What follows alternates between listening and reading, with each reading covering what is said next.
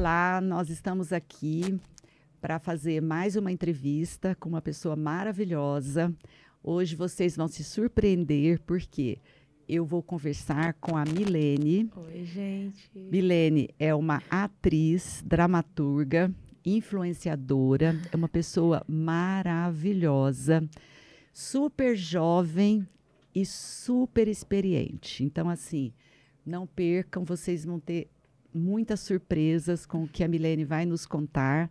E é uma honra ter você aqui conosco, Milene. Muito obrigada pelo convite. Você vai abrilhantar o nosso mundo, o mundo delas, e vai inspirar muitas mulheres, muitas pessoas a seguir um comportamento que você naturalmente já seguiu. Claro que você vai me contar todo o seu empenho, toda a sua dedicação, mas parabéns pela sua história, parabéns por você ser quem você é.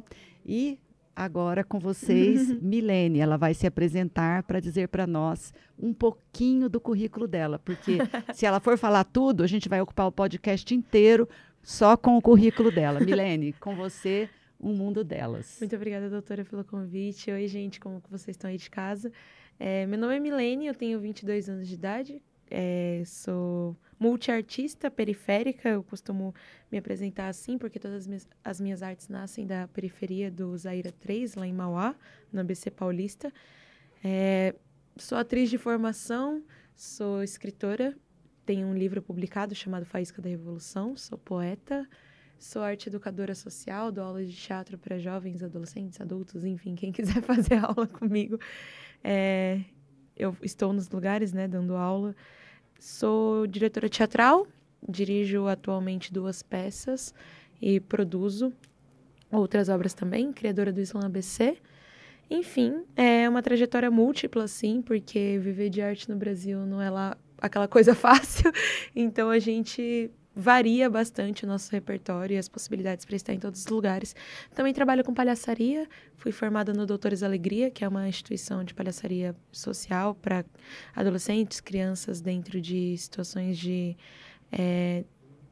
saúde debilitada ou de vulnerabilidade social também, então tive essa formação aí. Enfim, algumas coisinhas. Parabéns, né? Porque realmente trabalhar com arte, né, não é fácil. Nós acompanhamos vários artistas na sua trajetória, sabemos que é uma questão difícil, principalmente no país que nós vivemos, porque não tem grandes investimentos, né? E também porque eu acho que as pessoas não sabem dar valor à arte, Sim. né? Porque quando você usa a sua habilidade, usa o seu corpo, a sua voz para expressar algo, você consegue traduzir emoções, sensações, comportamentos que são fontes de inspiração, de cura, no caso Doutores da Alegria, o Wellington Nogueira, incrível, fantástico, maravilhoso o trabalho dele, né? Então, assim, como que você começou e descobriu-se uma artista? Minha família. Eu venho de uma família de base matriarcal, né? Então, minha avó sempre foi ali a anfitriã, a cuidadora da casa, e ela teve 4 outras filhas. Então, minha casa sempre foi uma casa muito rodeada de mulheres, e mulheres artistas. Então, eu tenho minha tia, que sempre gostou de artes plásticas, minha mãe instrumentista, minha avó sempre foi apaixonada por teatro. E aí, quando eu era criança, eu cresci dentro do Zaire, a gente tinha alguns espaços culturais, lá em Mauá também tinha alguns espaços culturais gratuitos, e aí minha avó via, e essa é a minha sorte, né, a história é um pouco fora da curva, que geralmente você não recebe tanto esse apoio, né. Eu já estive no contrário, assim, minha família incentivava porque eu era criança exibida, sabe? Eu era criança que gostava de aparecer, gostava de gravar vídeo, tirar foto e dançar, eu era essa criança. Então, elas olhavam para aquilo e falavam, é artista já, né? Já tá sendo artista. Então, elas me incentivaram muito desde muito nova. Tanto a ler quanto a escrever. Aprendi a ler e escrever com 3 anos de idade. E aí, isso me rendeu algumas histórias, algumas participações em programas de TV e coisas do tipo na época. O que era uma coisa muito... 2006 ali, 2007, era uma coisa grande, assim, você estar em programa de TV, porque não tinha o advento da internet tão forte, né, que nem tem hoje. Então, rolou esse incentivo desde muito nova. Então, com 5 anos, eu era muito nova mesmo, mal falava, mal andava, mas eu já estava fazendo peça, junto com as minhas tias, que eram adolescentes na época, e viajando com a peça, né? Passeando por outras cidades, e eu fazia uma fadinha, eu interpretava uma fadinha da peça, assim. Era Sonho de uma Noite de Verão, do Shakespeare. E aí a gente rodava, assim, outras cidades, outros lugares, então estar no meio da arte, eu não me lembro um momento da minha vida onde eu não estive, sabe? E aí eu acho que só foi desenvolvendo, então parte do teatro ocupou a maior parte da minha vida, e aí eu comecei a escrever também, e aí eu comecei a estudar, a querer me profissionalizar. Então, hoje em dia, é um pouquinho dessa consequência desse primeiro apoio que eu tive lá atrás, sabe? Que bonito, né? Então, você teve o apoio da família, é uma família que já tem a arte no DNA, Tem. e você teve direcionamento, né? Teve foco, teve vontade e empreendeu a sua vontade nessas atitudes. Porque você podia ter se perdido. Ter se perdido porque nós sabemos que o mundo artístico tem um lado também que pode levar as pessoas a se corromperem, a beber, a bebida, outros comportamentos que não deixam a pessoa ter tanta direção numa fase tão precoce, não é verdade? Então, você teve a sabedoria de seguir na direção que a sua família te apontou e teve persistência, né? Qual foi, até hoje, o momento que você julga que foi mais difícil para você, que você empreendeu mesmo a sua energia para dar certo, que você conquistou uma grande vitória? Conta para nós. Acho que foi bem ali no... Que é muito louco, né? Esse lance do foco. Ele se perde às vezes, eu acho. Ele não é uma trajetória linear, né? Uma trajetória de altos e baixos, e baixos, e baixos, e baixos, e altos, enfim. Eu acho que tem uma oscilação. Tem uma oscilação nessa trajetória, né? Por exemplo, eu lembro que um dos momentos que essa trajetória oscilou muito, assim, foi um momento que eu estava fazendo ensino médio, né? Ali em 2019, pré-pandemia. E eu estava tendo muito cansaço. Por quê? Porque o curso que eu tinha escolhido fazer, eu fiz ensino médio na ETEC de Ribeirão Pires. E aí, eu não quis fazer nenhum curso técnico dali, porque eu não me identificava com os cursos que a escola oferecia na época. Mas eu queria alguma coisa para me profissionalizar antes de eu ter 18 anos, porque o mercado de trabalho é isso, né? No Brasil, no mundo, te pede essa urgência de trabalho, de você estar ali. Então, na época, era uma realidade para mim. E aí... Mas apareceu uma oportunidade de eu fazer um curso técnico em teatro, na época, né, em 2018 ali. Só que esse curso, ele não ofertava, como eu posso dizer, ele te dava uma bolsa para você conseguir custear, só que era uma bolsa mínima, assim, era R$200 mês. E como eu morava em Mauá, o técnico era em São Caetano, eu não tinha o dinheiro da passagem. Não dava nem para o transporte, não dava né? para alimentação, não dava para nada. R$200 por mês não dá para nada. Não dava para nada. Era uma semana já ir embora em transporte só, né? E aí eu passava o dia inteiro fora. Então, nessa época... E eu queria muito me formar, na época. Muito, muito, muito, muito. E aí, nessa época, então, eu comecei a dar aula à tarde de inglês.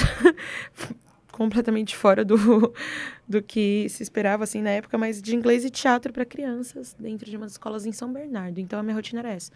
Uma cidade de manhã, Ribeirão Pires, e aí eu viajava de Ribeirão para São Bernardo do Campo, dava as aulas em São Bernardo, que são longe, né? Uma cidade da outra, mas sempre no ABC, voltava para São Caetano para ter aula à noite e ia para Mauá. Então, todos os dias eu passava por pelo menos 4 cidades? 4, 5 cidades. Num dia? Num dia, por 2 anos. E aí foi uma época onde o burnout, ele comeu solto, né? Porque eu não tinha tempo, assim, Não tinha tempo, não tinha condição de se alimentar corretamente, não é verdade? Ganhei muito porque R$200 peso, você não consegue manter uma alimentação saudável.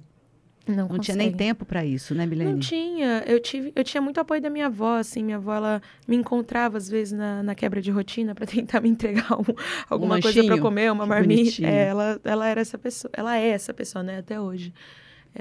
Desse cuidado, assim, principalmente com a alimentação. Minha avó, ela faz questão de que a gente coma e que pode faltar tudo naquela casa, mas comida ela nunca deixou faltar, assim. E aí, nessa época, ela tentava ajudar, mas a rotina, ela... era a sobra do tempo, sabe? Às vezes eu encontrava ela dentro do trem, ela me entregava dentro do trem para eu ir, sabe? Então, foram 2 anos muito difíceis, assim. Muito difíceis pela rotina, mas também porque eu era adolescente. Então, muitas coisas, elas se perdiam ali na minha imaturidade da época também, né? Porque é isso, eu tô num constante processo de amadurecimento. Daqui 5 anos eu vou olhar para agora e falar, putz, se eu tivesse pensado assim na época, algumas coisas teriam sido mais fáceis. E aí eu olho para trás e enxergo isso agora também. Mas mas me formar ali foi uma grande conquista, grande sabe? Vitória, né? Foi, porque desistir passou pela minha cabeça muitas vezes, assim. Tanto da escola quanto do técnico, assim. De eu não conseguir, meu corpo não estava aguentando mais, né? Então, ter me formado ali foi uma grande vitória. Infelizmente, logo depois veio a pandemia, né? Então, a gente me fez repensar também essa relação de tempo, que eu estava com uma pressa de me formar e querer trabalhar e querer fazer as coisas acontecerem logo, e aí o mundo, não, você não vai fazer nada, você vai ficar em casa. Descansa um pouquinho. Você vai ficar 12 meses parada. E aí você percebe outra relação do tempo, né? Dessa pressa, dessa correria, que o amanhã é muito incerto, né? Ayrton Krenak diz isso num livro dele, que a gente compra, o que o amanhã a gente tenta comprar, mas que a incerteza dele a gente não consegue comprar a certeza do amanhã, né? A gente planeja um futuro, mas não compra essa certeza. Então, foi esse período, assim. Acho que ter me formado naquela época foi uma grande vitória, porque até hoje eu colho os frutos desse trabalho, mas teve esse break também, né? Pra eu olhar e falar, epa, tá correndo demais, calma. Se você não estiver aqui, nada mais do que você tá fazendo tá. Então, relaxa um pouco. Mas digamos que você meio que já estava prevendo esse futuro, porque se você não corresse tanto e não fizesse a sua formação, durante a pandemia você não faria. Não. Então, eu acho que você foi muito futurista e acelerou tanto porque você já tinha uma sensação de que seria o ideal, né? Uhum. Bom, pensando na presença, que você já comentou várias vezes aqui, o quanto a sua família te inspirou, o quanto a sua família te apoiou, né?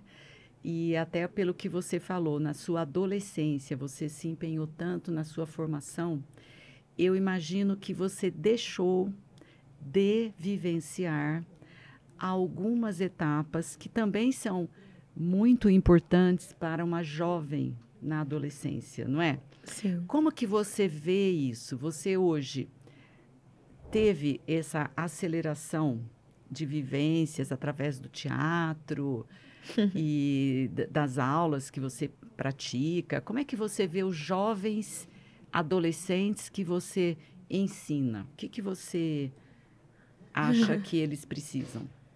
Eu sou fascinada pelas adolescências e pelas infâncias, assim. Eu gosto muito de ver eles descobrindo o mundo. Digo isso porque eu também comecei a trabalhar muito cedo, com 13, 14 anos ali. Era recreação infantil, eu trabalhava com pintura facial, né? Infantil. Fiquei anos e anos da minha vida trampando. Até hoje, às vezes, dá uns amigos meus fazer festa para os filhos, eu falo, eu vou ir fazer de presente. Hoje em dia já não trabalho mais tanto quanto eu trabalhava na época. E aí, por ter, não sei se amadurecido muito cedo, mas ter me colocado em lugares que pediam o meu amadurecimento muito cedo, tipo o mercado de trabalho, me fez mudar a minha postura em alguns lugares muito cedo, sabe? Então, eu sabia que eu descobri muito cedo que eu não podia, por exemplo, passar dos limites no happy hour na empresarial, sabe? Porque seu chefe tá ali, porque as pessoas que te contratam tá ali. Então, você precisa ter aquele... saber estar nos lugares, né? E eu tive que aprender isso muito cedo. E eu gosto das adolescências. É uma coisa que é ambígua, né? Tem pessoas que não gostam muito disso. Eu enquanto arte educadora, gosto. Que é o lance de você querer se provar em algum aspecto. E aí você não aceita tudo muito fácil, sabe? Então, o adolescente, ele é questionador em essência.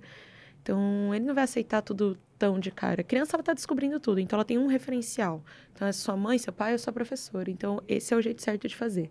O adolescente, quando ele começa a desenvolver uma personalidade, ele pergunta. E ele quer saber o porquê. Oxe, eu não quero fazer assim. Ou, ah, não, eu quero... Ou começa a ter ídolos, e aí começa a querer ter um estilo, querer se vestir de um jeito. Se identificar, né? Desenvolver uma personalidade, né? De certa forma. E eu acho isso fascinante, assim.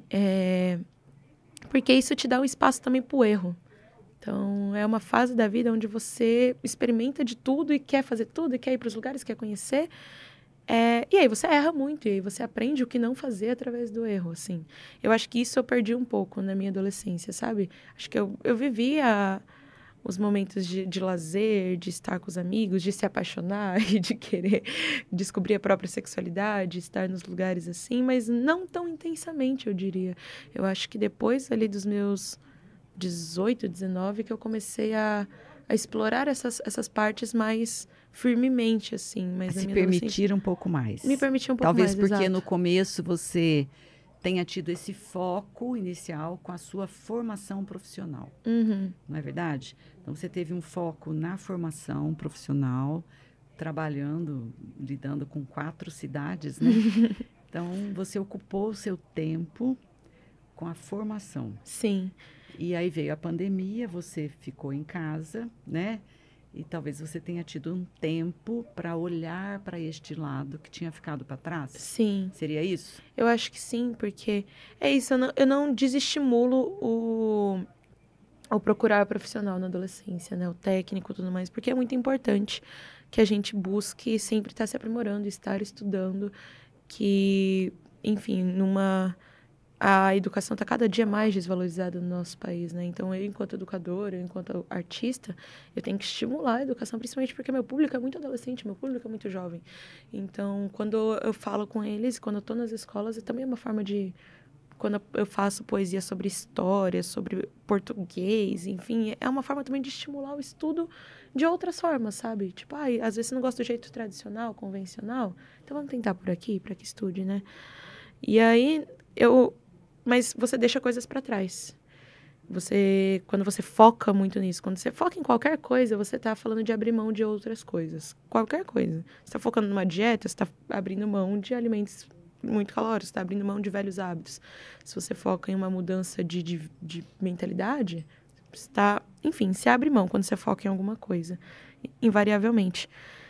E aí a pandemia foi um momento muito caótico, né? Tava todo mundo assustado, lá em casa, grupo de risco, e aí eu não saí de casa. Tipo, eu não saí de casa, então eu não tinha como correr de mim, saca? Tipo, não tinha como correr de estar perto de mim, das coisas que eu penso, que eu faço, que eu acho que uma coisa na rotina também, você acaba abrindo um pouco mão de você, de vaidade, de querer se arrumar, querer pensar nas coisas e tal.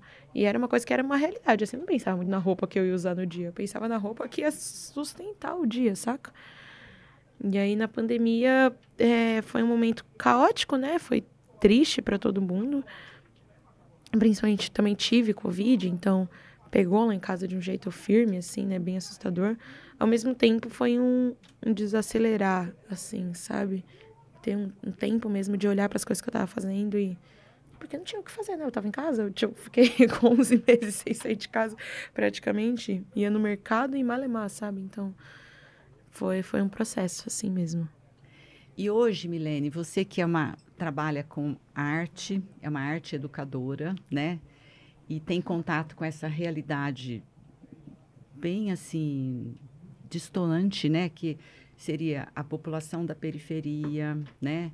As dificuldades que nós temos, a questão da baixa escolaridade, o desânimo que se instala muitas vezes nas pessoas, porque não são todas as pessoas que têm assim o deleite de ter uma família que estimula, uma Sim. família que vence, uma família que batalha, uma família que traz a alegria para a alma, que é querer trabalhar com a arte, apesar de todas as dificuldades, não é Sim. verdade?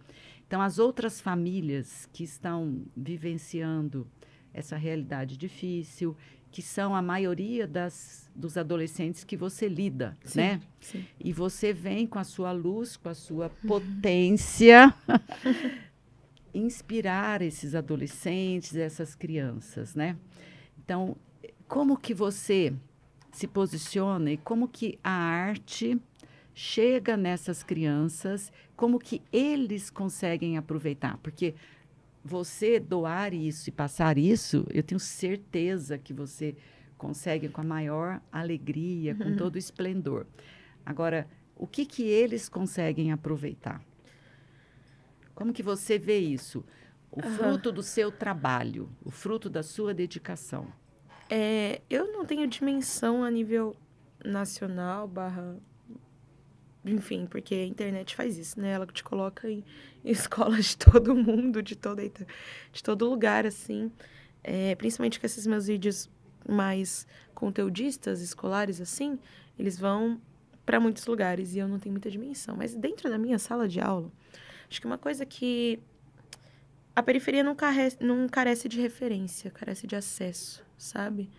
Porque eu sei que a minha realidade, tipo, o que me permite viver com arte hoje em dia é eu lá atrás ter tido acesso, sabe? Um acesso familiar, principalmente, que incentivou, mas que é tão raro. Raro. É tão raro. E digo isso com um pouco de tristeza, assim, porque num país onde a gente tem boa parte da população, mais da metade da população em situação de pobreza, mesmo que não seja vulnerabilidade social, mas a gente tem uma parcela muito pequena da população que ocupa espaços de riqueza, né? E aí, nesse instinto de sobrevivência, não se pode julgar as famílias que olham para o filho e falam, faça alguma coisa que vai te dar futuro, sabe? Que vai te levar para algum lugar. Que lugar é esse? Não se sabe. Mas até acessar a universidade, do tipo, eu sou a segunda da minha família que consegue acessar uma universidade. A primeira que consegue acessar uma universidade pública. E isso dentro da nossa realidade, mas então, quando eu olho para as minhas amigas, tipo, minha avó fez faculdade, eu olho e falo, uau, sua avó fez faculdade, é outra realidade, que para algumas pessoas é comum, mas que dentro das periferias não tanto, na verdade, nem um pouco. Então, quando você não tem esse acesso prévio, quando você vem dessa próxima geração que a gente tem internet, a gente tem faculdade, a gente tem Enem, e tem Sisu, e tem FIES, e tem sei lá o quê, para várias coisas para você acessar a educação, as famílias querem que você siga por um caminho que pode te dar alguma diferenciação social do que já se tinha antes, né? Então, eu vejo muito os meus adolescentes e as crianças preocupados com esse futuro, sabe? Pensando em formas ou, às vezes, desacreditados com esse futuro. Porque porque aí tem os dois extremos. Tem o eu quero fazer uma faculdade, quero mudar de vida, e você tem uma horda de influenciadores e pessoas com ascensão na internet, com um enriquecimento muito rápido, e que desestimula, em certa forma, porque te faz parecer que aquilo é o único possível caminho para você mudar de vida, sabe? Então, por exemplo, eu, enquanto influenciadora digital, eu tenho consciência das pessoas que jogam em casa de apostas, sabe? E que é um vício. E aí, tema polêmico. Então, eu, enquanto influenciadora, não me vejo no lugar de divulgar isso, sabe? Porque eu sei o quanto as pessoas se perdem em vício de divulgar casas de apostas. Mas essas casas de aposta deixam pessoas milionárias por aí, sabe? Com muito dinheiro. Um story, um post feed, estamos falando de papo de centenas de milhares de reais aqui, saca? Sei porque essas propostas chegam até. Então, você vê o adolescente que vê a pessoa fazendo isso, ele olha e fala, oxe, até eu divulgo, se for para ganhar dinheiro assim, fácil, rápido. Dinheiro fácil, né? E rápido, assim, né? Não tem como falar que não. Mesmo que o processo de você virar influenciador não seja fácil, porque não é. E até hoje, estou há 6 anos criando conteúdo na internet e eu estou começando a viralizar agora, sabe? Então, é um processo de dia após dia, de você regar e plantar e tentar. Mas, como que você convence um adolescente disso? no mundo de TikTok, onde a informação é toda muito rápida. E aonde a nossa sociedade não tem muito essas questões de valores, né? Vai se perdendo. Se perdeu. Porque então, é tudo os muito valores rápido. se perderam. Tudo muito rápido. É fonte de serotonina muito rápida.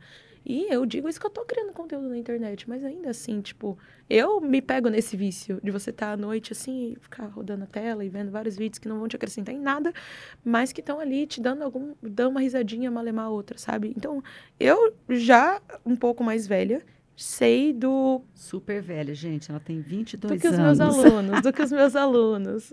Tipo, porque é isso, né? Eu dou aula para adolescentes de 17, 16 anos. Então, a diferença de idade não é tanto. Claro. Mas mesmo que eu tenha pego menos disso do TikTok, assim, para as crianças que estão crescendo com isso, a relação é outra. O referencial é outro.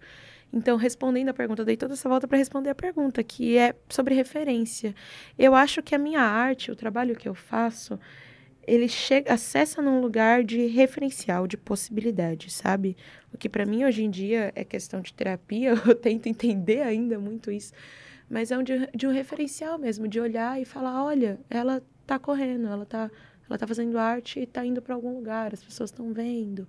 E aí eu olho e falo, eu tô indo para algum lugar, mas eu também não sei exatamente como, eu tô tentando, sabe? Mas isso me dá uma responsabilidade com o meu trabalho, sabe? Sem sombra de dúvidas. Eu digo mais, né? Eu penso que você usou toda essa referência que você trouxe da sua família, esses valores incríveis, essa avó que ia encontrar você no trem para te entregar um lanche, né? Te passou valores e você pegou esse pacote de informações e está criando algo que vai ficar para a posteridade. Então, assim, vai existir um outro mundo na arte, um outro mundo nesses adolescentes e crianças depois de milênio. Uau!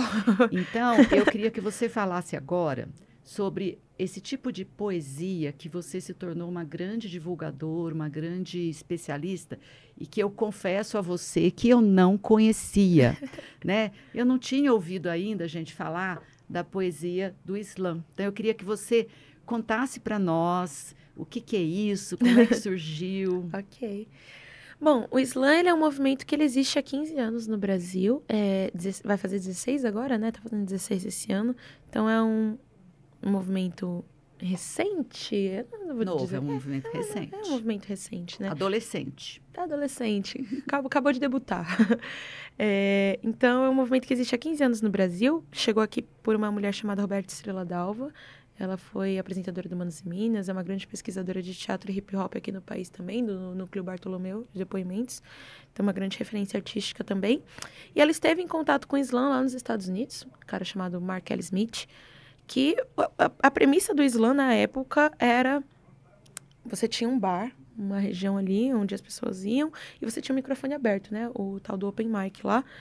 E aí ele ia recitar e percebia que as pessoas não estavam prestando atenção nele recitando. Ele estava fazendo parte ali do ambiente das pessoas que estavam, tipo, comendo, bebendo.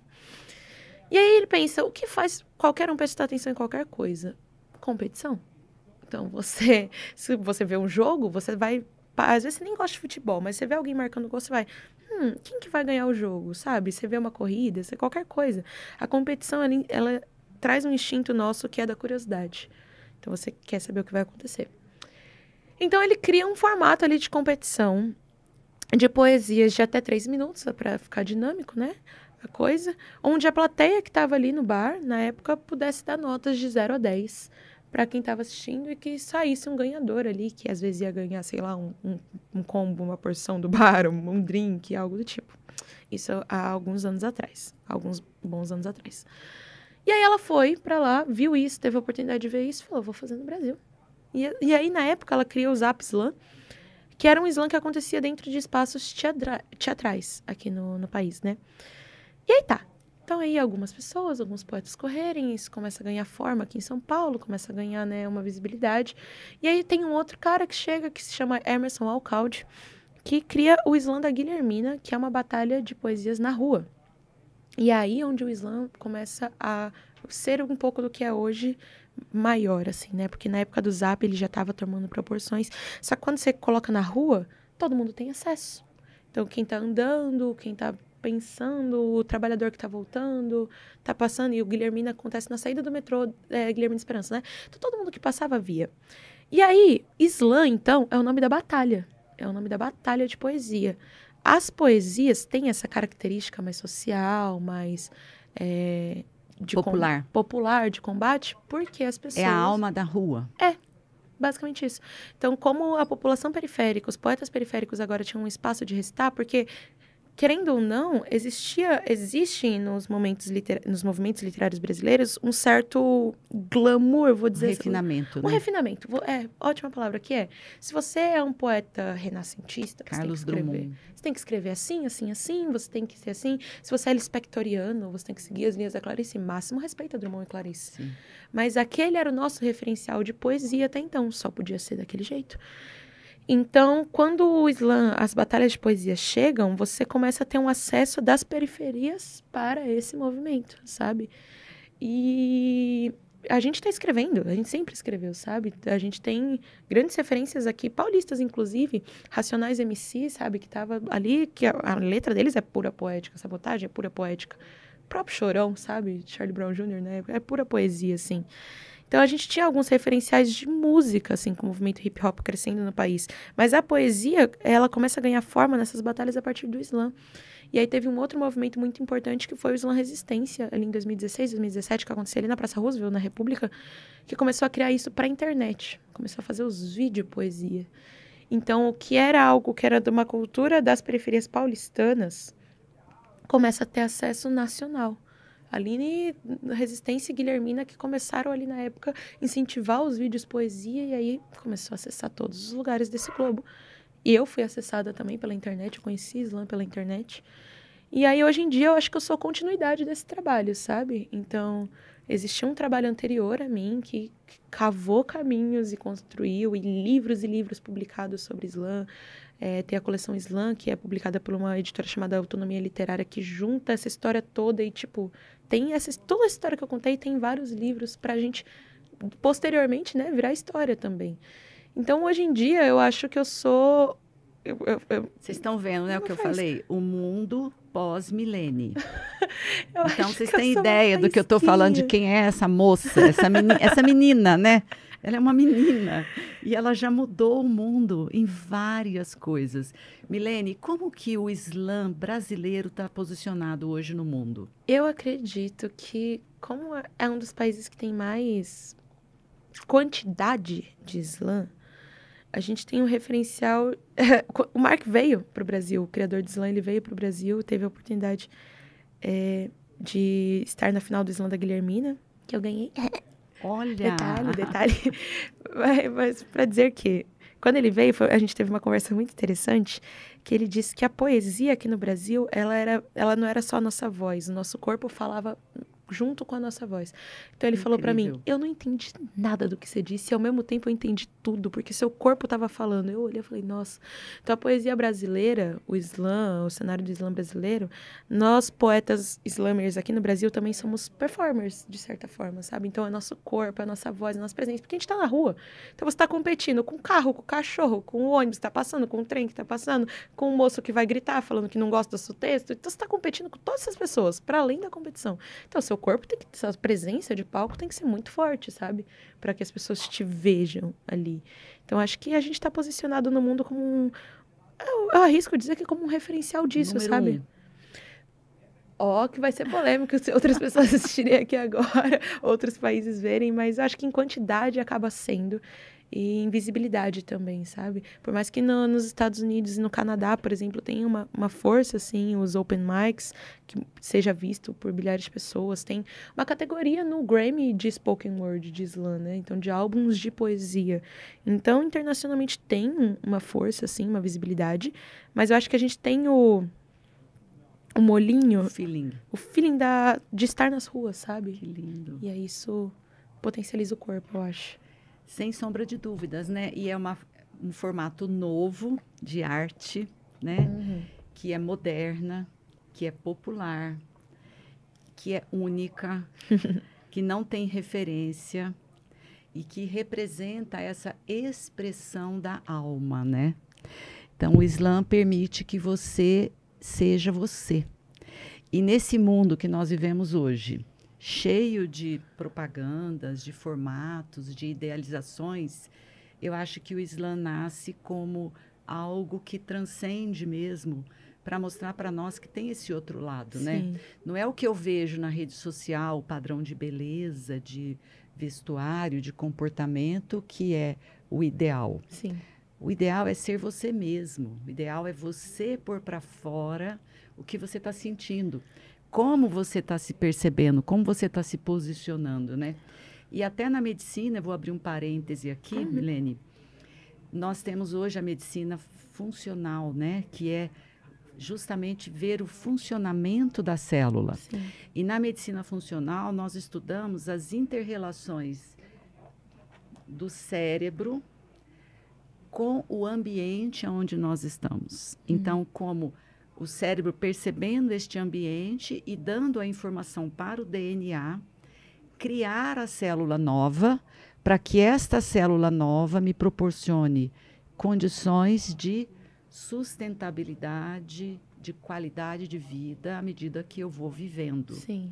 Então, esse Islã que me permite me expressar, me relacionar com esse mundo, como você falou, com o cachorro, com o transporte, com quem não concorda com o que eu estou dizendo e como eu estou me manifestando, porque isso também é importante, né? Me faz com que eu valorize a minha essência. Sim, total. A minha autenticidade, né? Total. E isso informa para o nosso DNA como ele deve se posicionar para manter a nossa qualidade de vida. E é muito louco pensar nisso, porque dentro de um cenário, a gente vive num país que hipermachista, né? Eu acho que é pertinente eu falar isso. O mundo é assim, né? É um sistema completamente patriarcal e que, enfim, coloca mulheres numa caixinha, né? Onde tem que estar. E isso não é diferente, por exemplo, dentro de cenários de competição, sabe? Dentro de cenários de mulheres em destaque, por exemplo. Eu acho que desde 2017, se eu não me engano, eu posso confirmar essa informação depois, mas desde 2017, nos campeonatos estaduais de poesia, foram só mulheres campeãs aqui em São Paulo. Então, acho que desde 2017, são mulheres que estão ganhando, mulheres cis ganhando o Slam SP, né?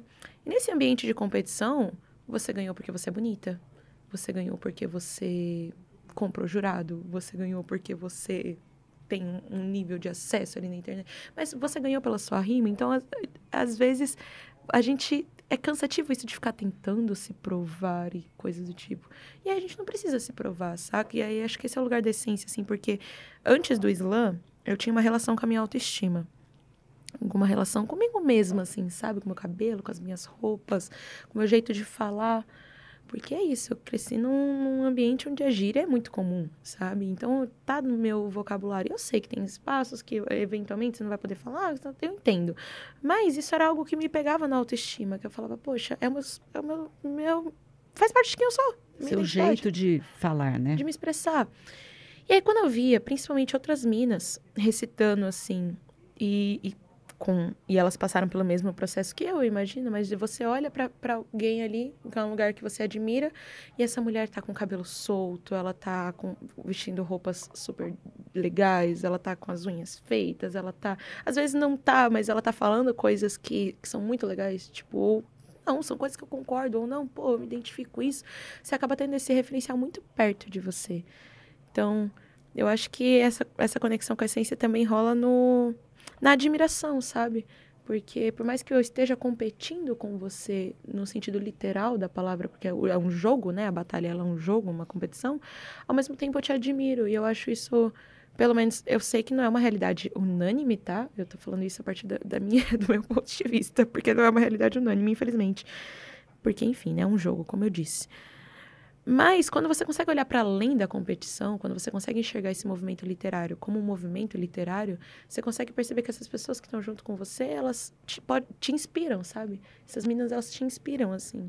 Então, eu tenho muito, muito referencial nessas outras poetas, nessas outras meninas que estão correndo, que estão fazendo corre parecido com o meu, porque, enfim, elas me inspiraram lá atrás a ser quem eu sou hoje.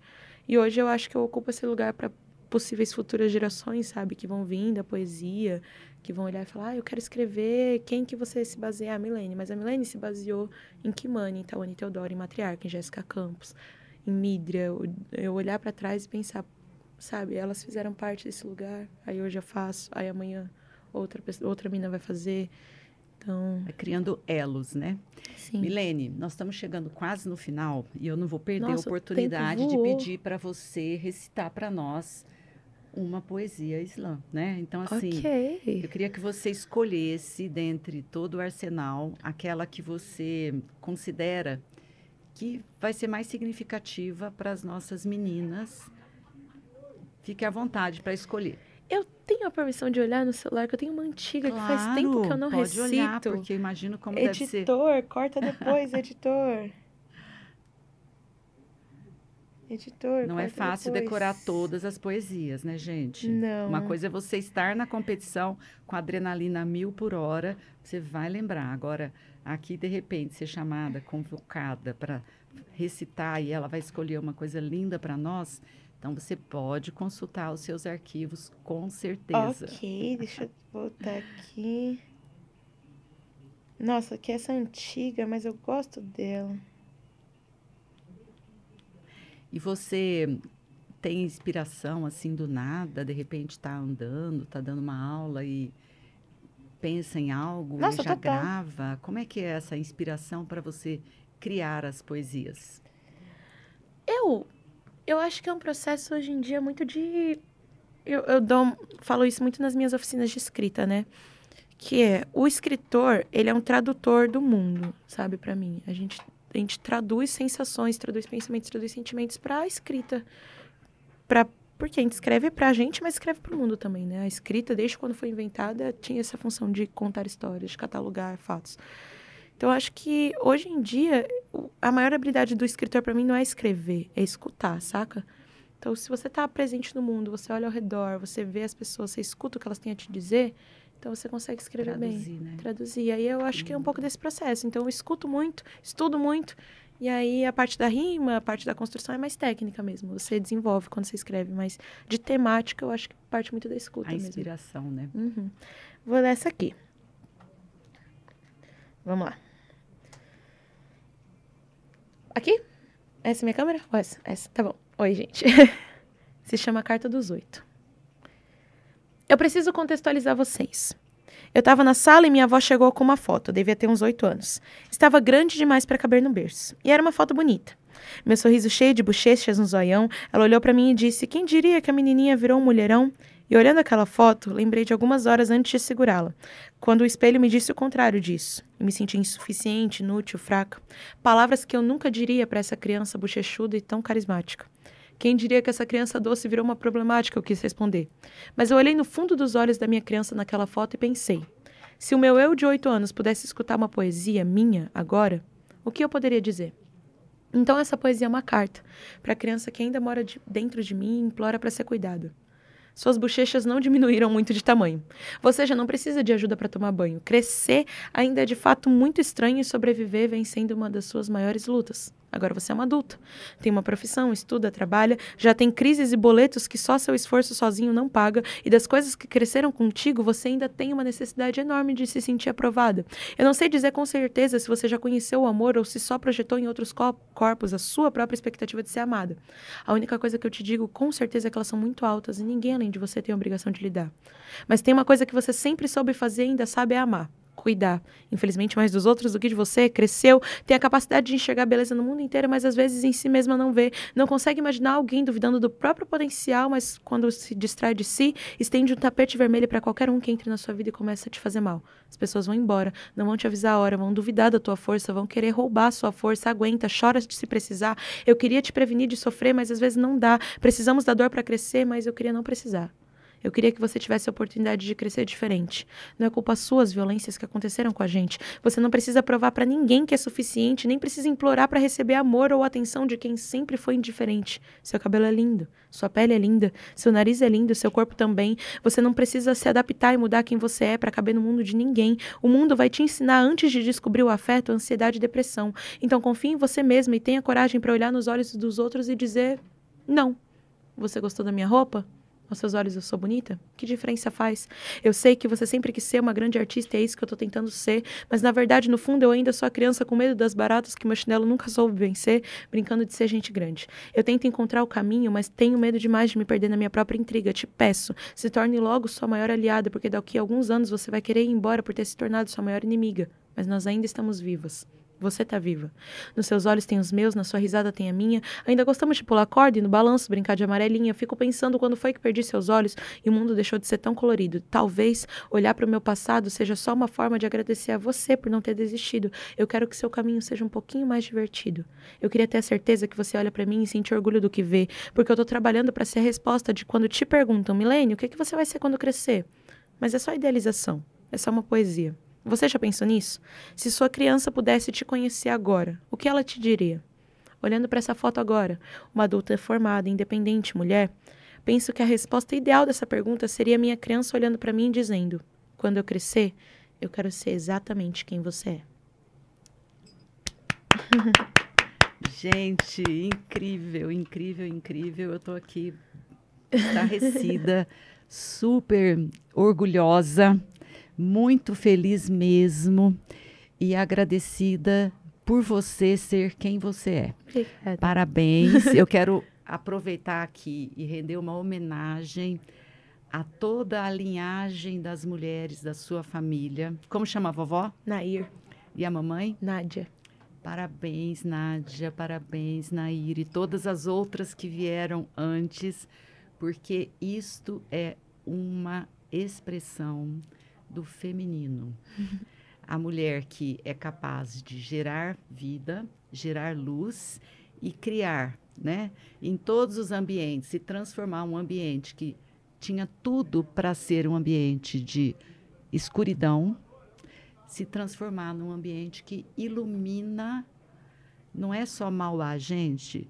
Mauá, São Caetano, São Paulo, Brasil, o mundo, porque hoje nós temos a dádiva de ter essa grande jovem como um expoente de arte, de amor para o mundo inteiro. Então, parabéns mais uma vez, estou muito orgulhosa, tenho certeza que todo mundo que assistir vai querer mais, vai querer bis. Eu quero que você deixe aqui para nós as suas redes sociais, como é que as pessoas podem encontrar você e poder partilhar mais de Milene, porque não dá para ficar só nesse pouquinho, né, gente? Gente, foi um prazer estar aqui. Muito obrigada pelo carinho, obrigada por ter cedido esse espaço, né? O tal do acesso é muito importante pra gente. Bom, eu sou Milene e essas são minhas redes sociais, com Y no final, @eusoumilene, tudo junto, TikTok, Instagram, jogar Milene Poesia no Google, você me acha. Eu tô em todo lugar, então pode jogar lá que a gente se encontra, vai ser um prazer ter vocês comigo. E para reforçar, vocês podem contratar a Milene para fazer apresentações, Olha, para apresentação de empresas, para festas, porque ela leva toda essa alegria para os ambientes, né, Milene? com certeza. Então, se você quiser poesia, arte no geral no seu trampo, quer ajuda com social media, quer que eu faça apresentação de poesia, quer que eu leve meu livro, até palhaçaria a gente inventa nos lugares. Então, estamos aí, disponível para vocês.